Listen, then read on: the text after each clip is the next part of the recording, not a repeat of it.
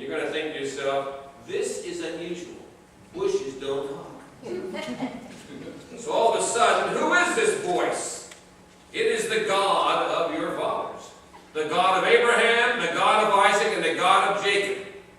Uh-oh, this is a real God. This is the God. And he's addressing me. So Moses, a little bit unnerved, and the Lord says, remove your sandals, for the place you stand is holy ground. Anytime you are in the presence of God, it's holy ground. Now notice something in verse 9. God is well aware of the suffering of Israel. In fact, he says in verse 9, I hear their cries. Now that's important even today. God is aware of what's happening in our world. Do you believe that? God is not an absentee God. There's those who believe, God created the earth, and I heard a guy say one time, I believe in a creator of some kind, but he just made the thing and then just took off. My God is not an absentee God. My God is active. You know how I know? He taps me on the shoulder.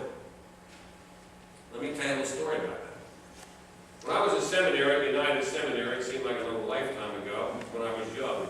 My hair was dark. But back then, we had a man named Harry Eccles. Now, Harry must be dead because he'd be about 120 when we were alive today. But Harry had a distinct, you remember Harry Eccles? He was kind of the official. We'd have an open house, and Harry came around, hi, I'm Harry Eccles. Hi, I'm Harry Eccles. Who was this guy? He was district superintendent one time at the EUB church, the Methodist church. But Harry was like the goodwill ambassador. President Kennedy loved Harry. Now, Harry, to get to know the seminary, took every degree program. MDiv, MA, Master of Theology. He took them all. And he was great in the classroom. Well, I had a class called Image of Jesus with Don Rogers, great Christian ed guy. Actually, disciples of Christ Church, but taught him at the seminary. And Harry, we had to give our little project. So Harry gave his project. And then Harry said, can I just say something, tell a little story? Don said, yeah, let's end with a good Harry Eccles story. Go for it, Harry. Harry says, well, this may sound silly to you, but I was in my first church, and I was a nervous preacher. And I really wanted God to anoint my preaching. That was my prayer. So when I was studying, he would kneel down right in the middle of the room. And then he would tell the ushers, they knew his little office. One of those churches where you don't have them, those little cutout rooms. You ever see those? They're too small for everything. And they put them there, it's like a church rule. You didn't put them there. Anyway, Harry's in his little cubbyhole, little preacher office. And all of a sudden he's praying and he looks at the clock and he goes to tap on his shoulder.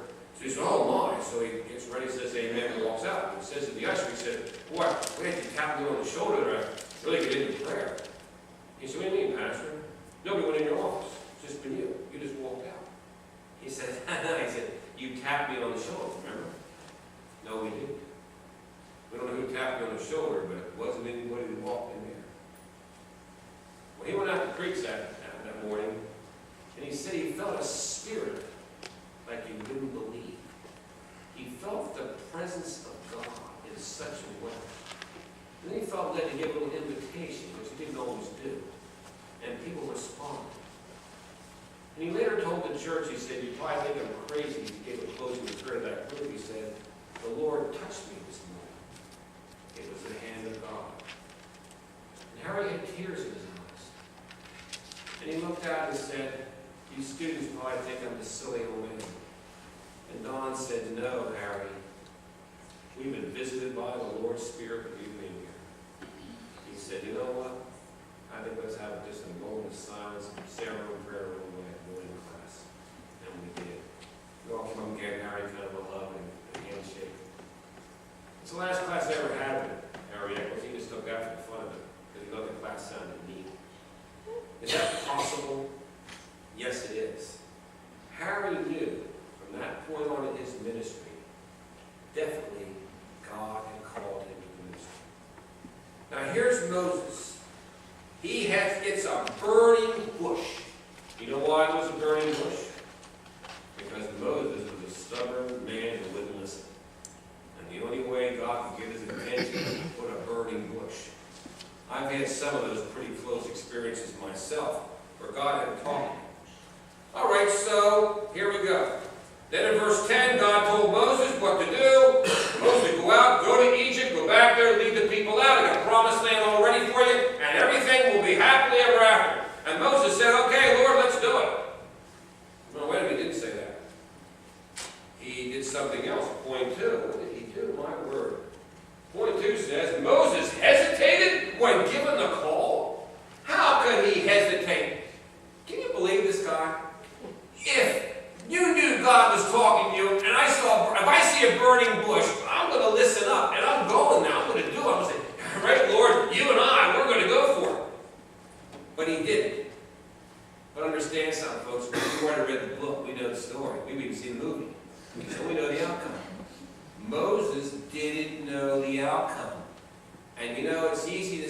say, lead on, Lord, but when you don't know the outcome, it's a little scary. Ever been scared of following the Lord?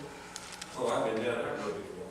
Let me tell you. We sold our house in Kansas City and went to Ohio. Think how scary that was. I think about my wife, a crazy husband, with his job, moving to a place we never been before. But God was there. Now in verse 11, Moses hesitates. He doubts himself. Look what he says.